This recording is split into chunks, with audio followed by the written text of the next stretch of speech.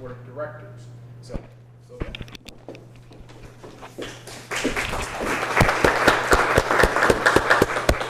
well, everybody always asks me, how in the world did you get so interested in the National Road? I'm not one of these government officials at all, you know.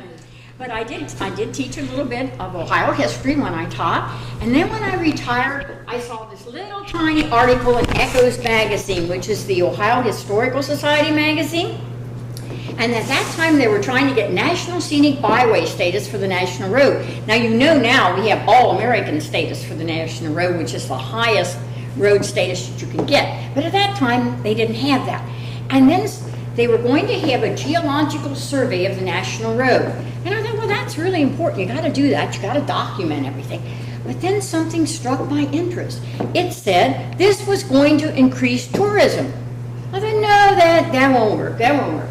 Because just to tell somebody there was a building here and 30 feet over here stood a barn, and everybody's not going to go flocking to the National Road, you know. So I thought, well, what can I do about that to help them out? So I went down to the National Road Museum, and Alan King was the director at the time, and he said, well, you know, he looked at things I could do, and he said, well, we have books and we have pictures, but we don't have an audio. He said, could you do an audio? And I said, well, I bet I could. A lot of confidence there, but I could do that for you. And so I got started on the audio. And of course, I had to travel the road back and forth and meet with different people and write up scripts and everything, really learn about the road. And then, of course, I needed some money because recording, I don't know if you've ever been to a recording studio, but they cost a lot of money. And so then the Ohio Humanities Council gave me a grant to produce the audio. So and usually I give my speeches through them, but that's how I got started. But we're here to talk about the National Road. 600 miles across 6 states. It started in Cumberland, Maryland, went all the way to Vandalia, Illinois. In fact, there was even some grading all the way to East St. Louis, if you want to count that in too. Now let's think about that a minute. That's Maryland, Pennsylvania, Virginia. Virginia almost sounds too far south, doesn't it? But it wasn't. There wasn't any West Virginia in those days until the Civil War days. So it was Virginia. And then it was Ohio, Indiana, and Illinois. And to really think about how important the National Road was at that time, we've got to look at the condition of roads back in the late 1700s, early 1800s, west of the Appalachian Mountains. Well, west of the Appalachian Mountains, they were more or less paths or traces through the wilderness. So there really wasn't a good road out here. And then a man by the name of Ebenezer Zane came along. And he came along and he was in Wheeling, and he said, you know, I want to build a road. I'm going to build a road from Wheeling partway across Ohio and down to Maysville, Kentucky. So he petitioned Congress, and they said, hey, that's a good idea. If you really want to build it, that sounds good to me. So he got, of course, he had some conditions. He had to do time restraints, and he had to build, have ferries across the Muskingum and the Hocking and the Scioto River. But he thought this was a good idea. So he started off building this road. Now he had himself, he had John McIntyre, he had an Indian guide. He didn't have any of those steam shovels. He didn't have any bulldozers. He didn't even have any orange barrels. And he still managed to get this road across the wilderness, you know. But when it got all finished, it was still a trace in part of the area. He couldn't get a wagon through all the way through. And then something really important happened in 1803. Now, what was that? Ohio became a state. Okay, when Ohio becomes a state, you know, then the Enabling Act that made Ohio a state said that 3% of the sale of public lands would be used to make roads to and through Ohio. Well, now you got a little money. All right, so right away Ohio says, okay, we're going to build a road sort of over Zane's Trace. And this road is going to be very, very modern, with no stumps in the roadbed higher than 1 foot. All right, okay. But then finally the 1806 road bill came. And in 1806, the National Road Bill said that they were going to lay out a road 66 feet wide with a center strip that was going to be covered with some kind of rock or gravel. And they weren't going to have any elevation higher than 5 degrees with the horizon. and they were going to, they were even going to have drainage ditches coming down. And you know, later on when these stagecoaches hit those drainage ditches, they called them thank you marms. And they went, thank you marm, as they bounced over some of those drainage ditches across the National Road. Well, you had to figure out where that road was going to go. First you pass a bill, but you got to know where's the road going to go, okay? Well, they decided Cumberland was a good spot. There were other roads that started in Cumberland for one thing, and Braddock's Road had come down there, so forth.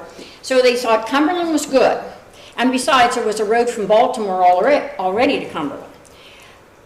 But where was it going to end at the Ohio River? Well, now Pittsburgh wanted it to end there. Wellsburg wanted it. Wheeling wanted it. So, in the good old American spirit, they sent lobbyists to Congress. Okay? And you had Lydia and Moses Shepherd. They went over to Congress, and they tried to talk about Wheeling being the westernmost point at that time for the National Road. And then they brought the commissioners back to their big mansion in Wheeling, and they wined and dined the commissioners. Okay?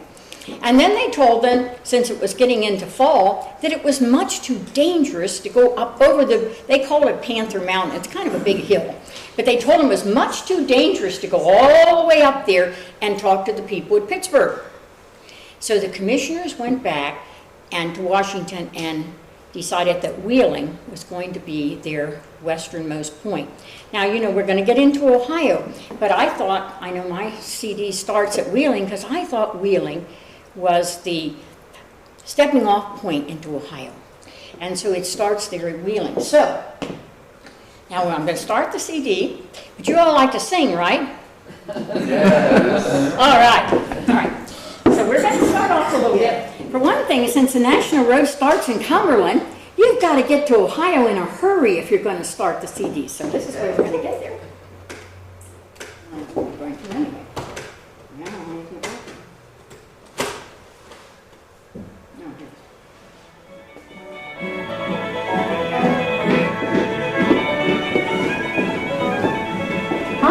My name is Sylvia Miller. Hello, Charlie Morgan. And we'll be in the front seat with you as you travel the National Road in Ohio. Since I don't know at what speed we'll be traveling nor the number of stops we will make, my dialogue will correspond to towns, points of interest, and other landmarks that you will find on the map provided. Now sit back, relax, and enjoy the songs, stories, and history of the Old Pike, as the National Road was sometimes called. But wait, since the Old Pike started in Cumberland, Maryland, we've got a lot of ground to cover to get to Wheeling, West Virginia, where this tape begins. No problem. I'm going to take you west in a covered wagon from Baltimore to Cumberland and then on to the Ohio River in about 3 minutes of song.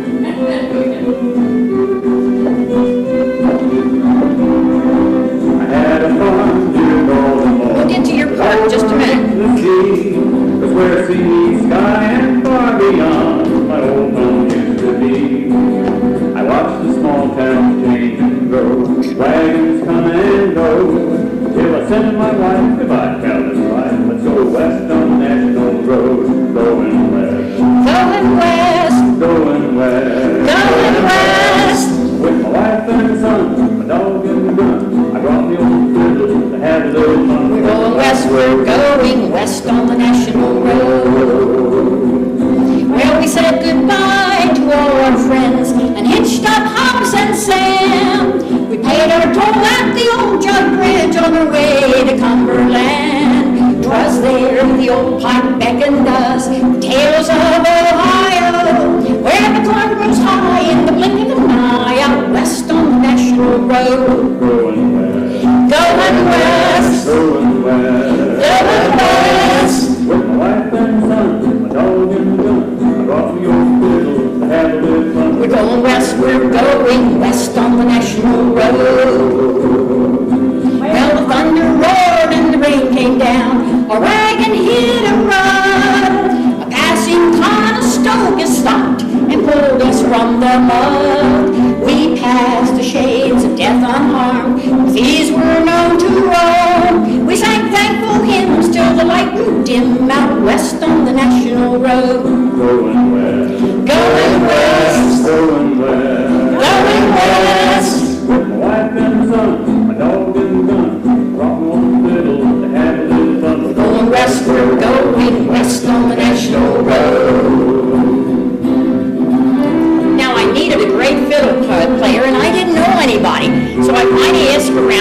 called up this guy, and he was a fiddle player.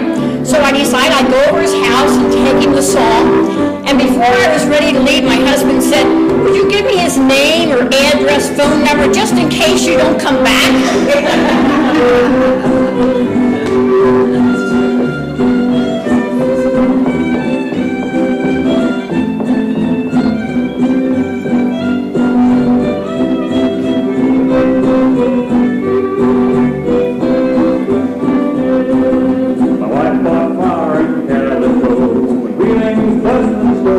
See, we're already at Wheeling. Wasn't that fast? Build our cabin, stake our claim. My wife's eyes listen so. For Ohio bound, the home we found out west on the national road. Going west. Going west. Going west. Going west. With my wife and son, my dog and the gun. I brought me old windows to have a little fun. Going west. We went west on the national road. Going west. Way out west on the national road. Okay. And with that, we're going to start some slides here. Where's my little hokey pokey here? This is just the start of the. It's not on. It's not on. Does it go on the side here? I think I got it.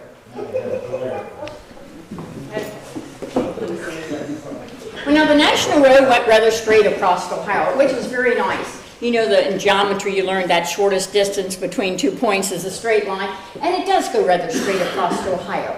And so there wasn't an awful lot of turning that you had to talk about. And then down below it shows that Route 40 later on was put clear across the nation. Okay, but the National Road part of it didn't go quite that far. Oh, I'm going to go backwards. Well, I didn't. I'm going to get backwards. I don't. Let's see. You go back on me? I pushed it too fast. Hit the button. Which button? And I'm good. Oh, okay. All right. Jump there. I don't want it to jump that fast. Oh, maybe. Well, it's going to for some reason. Okay, the stagecoaches, originally, the first slide I had, showed that the stagecoach did not actually have a door on the side at first. Notice this one does, but the early stagecoaches didn't, and you had to climb over the seats to get to the back of the stagecoach. And then when you got, they finally got them more modern than that, they got a door on the side. Notice it got a lot more crowded at that particular time. And I think those young ladies had a little influence to get to the front seats too. Now this is a Conestoga wagon, another way that people came west. Notice we're not in Ohio. Notice the big hills and mountains in the background there. Now the Conestoga wagons hauled the freight across the road. They were turned up at the front and the back, and they could I think they could hold a 12,000-pound load, if I remember correctly. They had bells on the front of them too. And if this Conestoga wagon got in trouble and somebody had to pull it out, they had to relinquish their bells to the person that pulled them out. So you get the expression, "I'll be there with bells on." You know "I'll be there with bells on." Well, anyway, it came from the National Road because it meant getting there in time without any trouble. Now you also had drovers with sheep and horses and cattle going across the National Road. Can't you just see yourself on Route 70 with this big sheep coming down the road? You know, it was something else again. But they drove these sheep across the road, and they even tried to drive turkeys. Well, now you can't drive turkeys too well. So they finally they put tar on the bottom of their feet to try to protect their little feet, you know, from the rocks, but you can't drive them anyway, so they finally had to put them into more or less crates or boxes or something. But they did try to drive those across the road. And later on I'll show you where the first traffic accident happened on the National Road because a drover with sheep came up and the horses got skittish and reared up and upset the car. Now most of the people coming to Ohio were looking for a new home. Now this probably wasn't supposed to be an ox, probably a horse would be better, but people wanted to come to Ohio. You have wonderful land here and beautiful scenery and a good place to raise a family. So they were coming to Ohio. Now this is Monument Place. This is where Lydia and Moses Shepherd, remember those people that went to Washington to influence those commissioners? Well, they lived in this place in Wheeling. That was their home. And her husband happened to be a bridge builder. So she said that she really wanted that national road to go right smack in front of her house and not on the other side of any creek. So he built a bridge and he put it over to her side. They put the road in front of her house, built another bridge to put it back to the other side. Now, she never got paid for those 2 extra bridges, even though she tried. But she did sort of redesign the road to suit her whims a little bit there. Now, that's one of Lydia's bridges, but unfortunately nowadays they put concrete over the top. That's kind of a shame, isn't it, to destroy a good bridge with some concrete. I know it's good for driving, but it sort of takes away the historical feel of it. Now, this is in Wheeling we are still now, as the gateway to Ohio. Now, at the top of Chicken Neck Hill, there's a big Mingo Indian up at the top there, and he says, "Peace to all wayfarers." But it wasn't always that way. Right across the street is McCulloch's Leap. And McCulloch was trying to get away in the year of the Bloody Sevens. He was trying to get away from a party of Shawnee's Indians. And they were behind him, and he looked at that drop, a 300-foot drop, and he told his horse, "We're going over." And so they slid the horse down, and he made his way to Fort Henry at the bottom. And that's called McCulloch's Leap right there. This is one of my favorite stories. This is the story of Fort Henry. Does anybody know the story of Fort Henry? And Betty Zane saving the fort? Okay, this is the time of the Revolutionary War.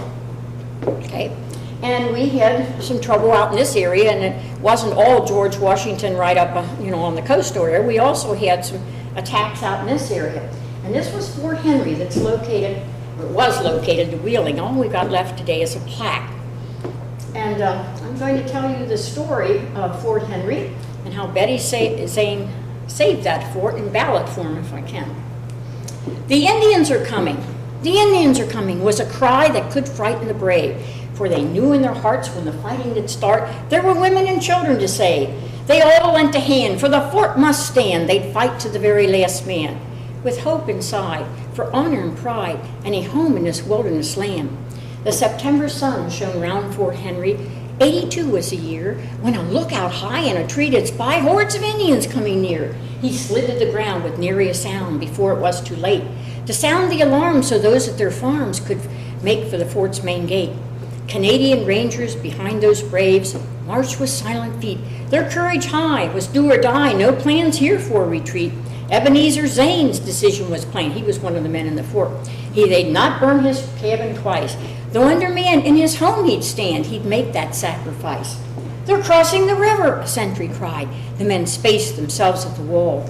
With rifle and spare, each loaded with care, they awaited the commander's call. The Rangers demanded, "Surrender." The Americans scoffed and jeered. A blast from the gun set those Brits on the run, and from the fort went up a cheer. But the settlers knew this was just the start. The assault would come that night. Few words were said as they melted lead, just shadows in the eerie light. Then a hideous cry cracked the night sky. Men fired through the palisade, and women on the run reloaded their guns, too needed to be afraid. Over and over the enemy struck, each time recoiled in their tries. Sudden lull, then across the wall, firebrands lit up the sky. Buckets were passed from hand to hand amid urgent screams and shouts. At the break of day, a discovery was made. Their powder was running out. Now Zane's blockhouse lay 60 yards away, a little over half of a football field. And that's where the powder was stored. Betty Zane cried, "'Tis I will go, you men are needed more." No one fired a gun as she made her run straight out from the oaken gate.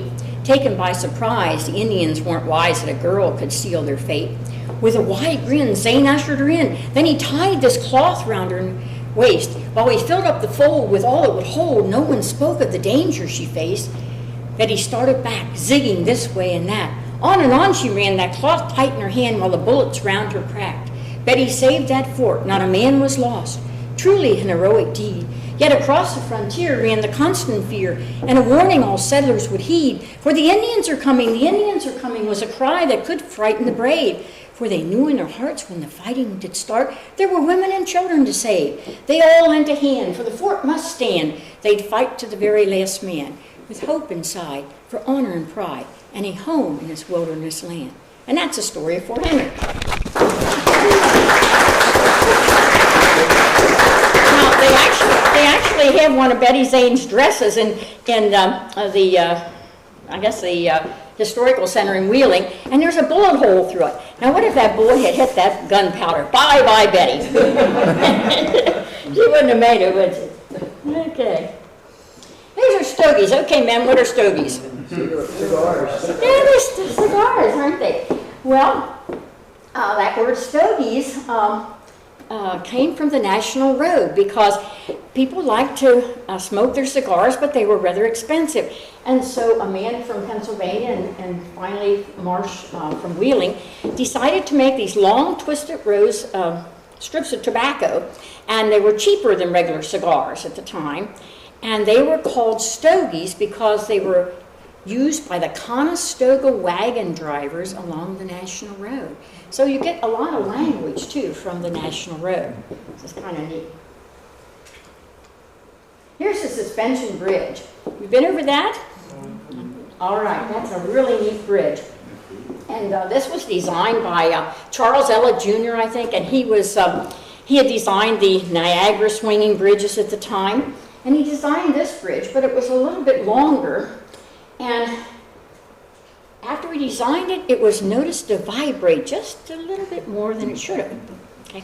And then this windstorm came along in 1854, and the old bridge started to sway back and forth, and finally it broke into 3 pieces, and the middle section crashed down into the river. Well, Wheeling was very upset about that. This bridge is their pride and joy.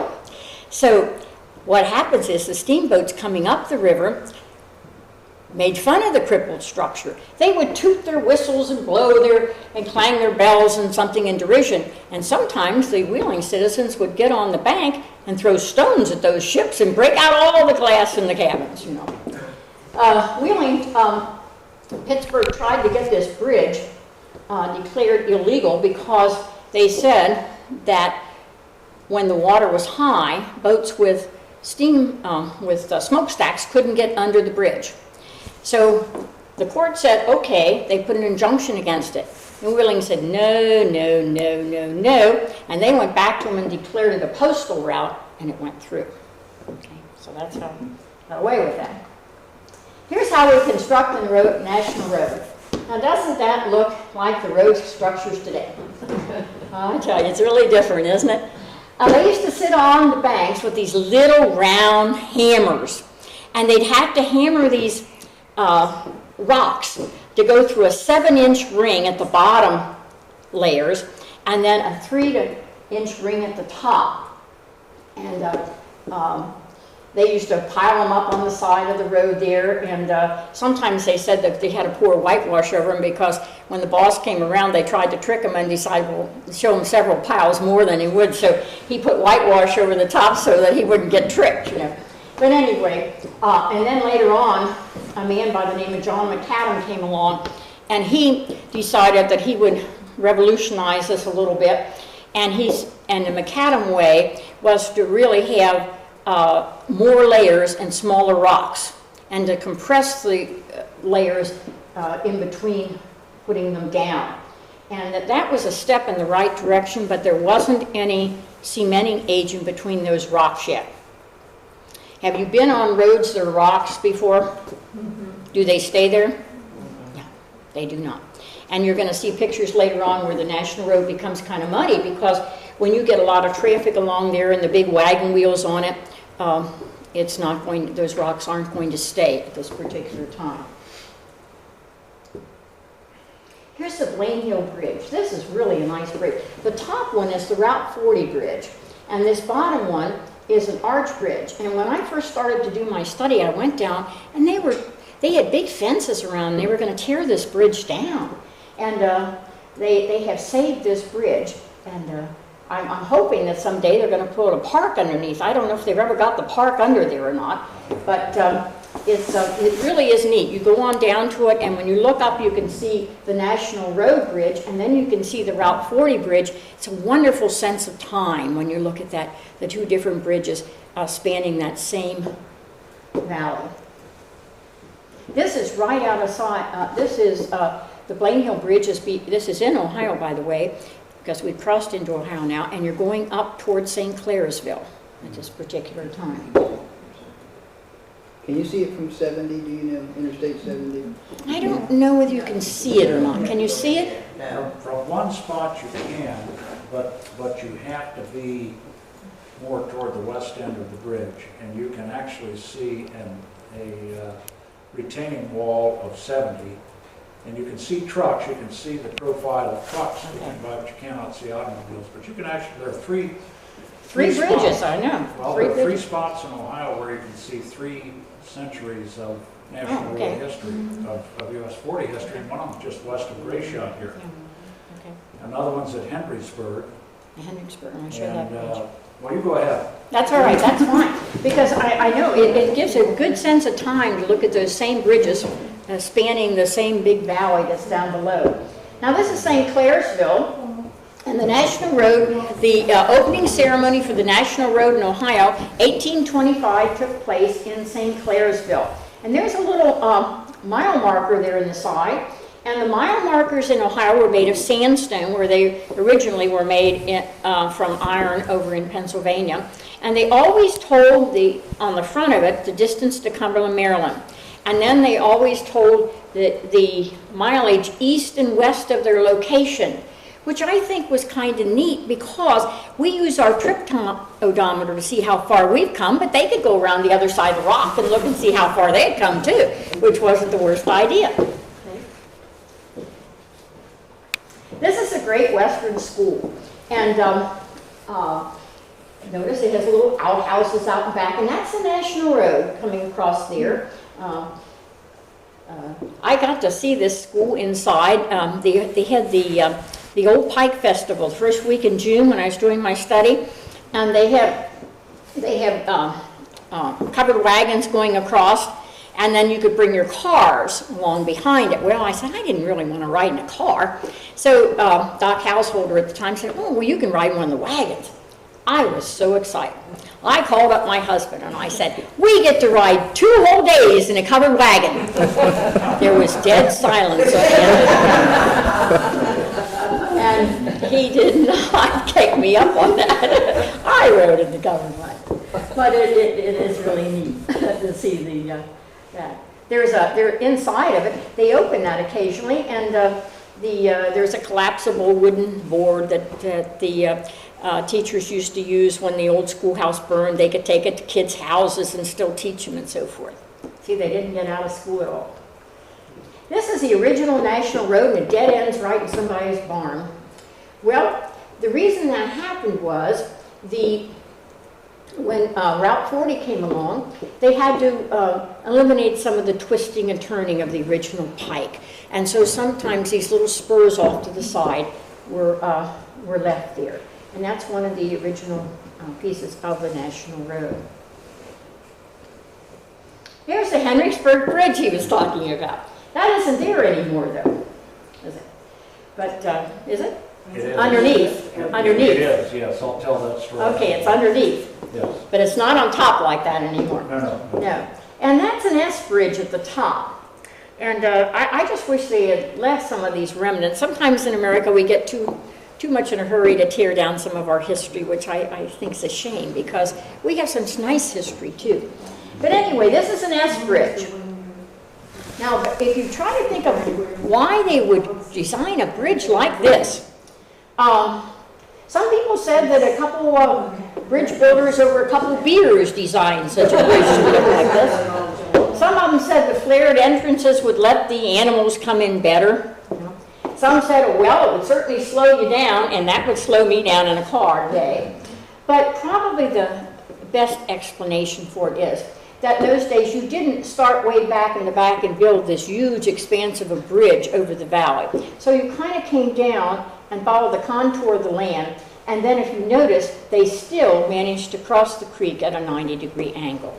And that's how you get your, and there are at least 5 surviving S bridges in Guernsey County alone. So they're really neat to see. That are survived, they're not underwater or anything. Here's the mail pouch. Have you all seen the mail pouch things along the road? I got to meet Harley Warwick, where he passed away. And he was really a character, and he's the one that used to do this. Opportunity to ride in one of the covered wagons. Let's see where that is. What's that?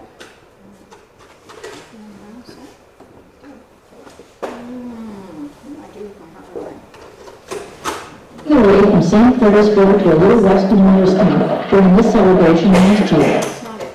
Okay. Where did I put my Harley Warwick table?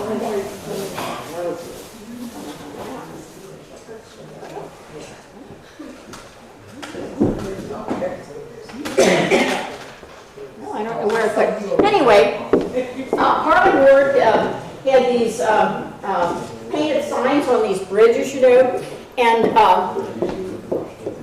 he used to really enjoy doing this. And sometimes he said that when he got finished, if he got finished with the barn and he'd made a mistake, he would just go around the corner and put a big oops behind it, you know. And then it said one time he put 3 C's in tobacco just to see if anybody was paying attention. And people called up the company and complained, and the company just wrote back, said, thanks for paying attention to the sign, you know. And then Good Morning America that's here wanted Harley to come to New York. But Harley told him there weren't any barns there and he wasn't going to come. So they finally came to Barnesville and interviewed him. He was really a character. And before he died, I got a really nice at home, a birdhouse made just like one of the covered bridge, the mail pouch tobacco signs. This is the Middlebourne S Bridge, and there's some new history that just came out on that because they just stopped the trucks from going over this, or anybody from going over it, I guess, because they're afraid that this bridge now might collapse. But it was one of the bridges you actually could drive over, and a wonderful experience. It's the time I did my study, there wasn't any way on Route 70 you would have ever found the directions to this bridge. But it's one of my favorite bridges because you could drive over, and the workmanship on the sides is just magnificent. It's a great bridge. This is Middlebourne. Now here's the National Road that was the left-hand side, or both of them really. You can see it was bricked, and it says it was bricked in part in World War I. And that was because in World War I, they decided we needed to transport some of the military, not troops so much, but equipment and things to Europe. And this was kind of our security route. Now it scares me a little bit to think that that was our security route. It looks a little small to me. But anyway, that was one of the major things that they did, was to brick the national roads as a protection for us. Here we are in Cambridge, getting closer to your area here. The National Road goes right through Cambridge, and it goes past the statue there. And on the other side of Cambridge, there is a creek. And before the National Road went in, that's how you had to get across the creek. Not too good. But when the National Road came, they put this magnificent covered bridge over Wills Creek. Wonderful bridge. You can't find it anymore. The 1913 flood wiped it away. But it was a magnificent covered bridge at the time. And I think one of the neatest things about this bridge was they actually built it to the south on the land, and then they diverted the creek to go under it, which is kind of neat. Okay? And I put a picture of it on the back of my tape because I thought it was such a wonderful looking bridge. This is the Fox Creek S Bridge. This is near, not terribly far from the National Road. It's still east of the National Road Museum. When I first did my study, Alan said, go down and take a look at the S Bridge. I couldn't find it. I said, where is this S Bridge? It was hidden in the weeds. You couldn't find it at all. And then the community got together, and look what they've done there. It's wonderful. You can see the brick there. They've got like a little park out there. They have a sign telling everybody what it is. And up on the hill, they have, they tell you about Robert's West Spears, who was a conductor on the Underground Railroad, you know. And that's because the slaves sometimes used to hide in those culverts underneath the bridges there, and during the day, and then they could make their way up to the Spears house too at nightfall. So both of those locations are right there. Beautiful bridge to take a look at today. And that's what a community can do if they get behind things. That's really nice. Here's that first traffic fatality in Norwich, Ohio. That's when Christopher Baldwin from Massachusetts was riding in a stagecoach, and the pigs came along, and the stagecoach, or the horses reared up, and the stage turned over, and he was thrown out and killed. It's the first traffic fatality on the National Road. That's in Norwich, Ohio. Now here's the National Road. How many have been to the National Road Museum? Okay, well, see, a lot more of you than when I go on the west side of the state. They have never hardly heard of it over there. But anyway, it's really nice because they have these big pictures over the top of it here, and you can see that the rocks really did not stay together on that road. It does become rather muddy. They have a covered wagon, they have a stagecoach inside. They have a marvelous diorama all around the inside that tells about the National Road. It's very, very nice. While you've got that there, and many in the room will recognize, that is just east of Amsterdam. Oh, okay. And that is between, that's actually in Lincoln County also, Sylvia. That is a picture when the concrete road pavement was completed in 1916. Okay. The merchants of Newark, and that's a group of Newark merchants in that front truck there, and Zanesville got together and had a parade across the newly paved concrete road. Well, and I think I have a picture of the concrete road when it was going up to Hebron. I think it was, yes, I think the concrete road went up to Hebron. Right. Here's the famous Y Bridge. Now the Y Bridge, this is a good way to take a look down at it here. I don't know why I zipped past the other one or not, but a story has it that a settler was trying to find his way years and years ago, go over that bridge, and he was asking directions, just like I ask around here for directions to get here. And they said, well, you just go to the middle of the bridge and you turn left. The guy was a little bit confused. And Ripley's, believe it or not, said it's the only bridge in the world that you can cross and still be on the same side of the river. And that's because there are two rivers here. There's the Muskingum and the Licking River isn't coming down here. Okay. And there's a wonderful overhead. Have you gone up to the overlook that looks down on it? It's really nice to see it. And I give directions to that on the tape. Now there were tolls on the National Road too. And toll houses were set up on the National Road, and people didn't always appreciate tolls on the National Road. And see if I can find, when I get that other one lined up, but I didn't. See if you can tell, this is a little bit west, but I'm going to show you about The it. first coach driver knew what happened. Tolls were as great an irritation to stage drivers as they are to us today. The drivers did not hesitate to vent their anger in blistering frontier speech when the pipe went down in front of them. The meeting folk had to stop up their ears. If the company was in arrears with a payment, before the stage companies usually paid on a quarterly basis, the toll keeper refused to open the gate at all, allowing several coaches to pile up in a line. Well, what did the passengers think about all of this? The Youngin columnist wrote from Cincinnati in 1846 after a hectic ride from New York on the National Road. The company was mixed, the coaches were wrecks, the teams were mostly aged cripples, the drivers were crusty and morose, the roads were horrible, and the taverns were like angels' visits. I've been about in my day, but God deliver me from passing another such night as I endured on that occasion. How do the passengers while away the time? Well, believe it or not, they like to talk politics and poke fun at politicians, especially Andrew Jackson. This sounds a little like the news media today, doesn't it? Well, anyway, the conservatives from Europe were shocked, but the Americans were tasting their freedom and loving every bite as they trimmed officials down to size. And if a gullible passenger was aboard, the stories they told grew to tall tale status. Singing could be an expressive, especially as a bottle passed from hand to hand, encouraging each person to overpower the other, and what songs. Certainly not lullabies. Bawdy and lusty lyrics made many a young girl blush.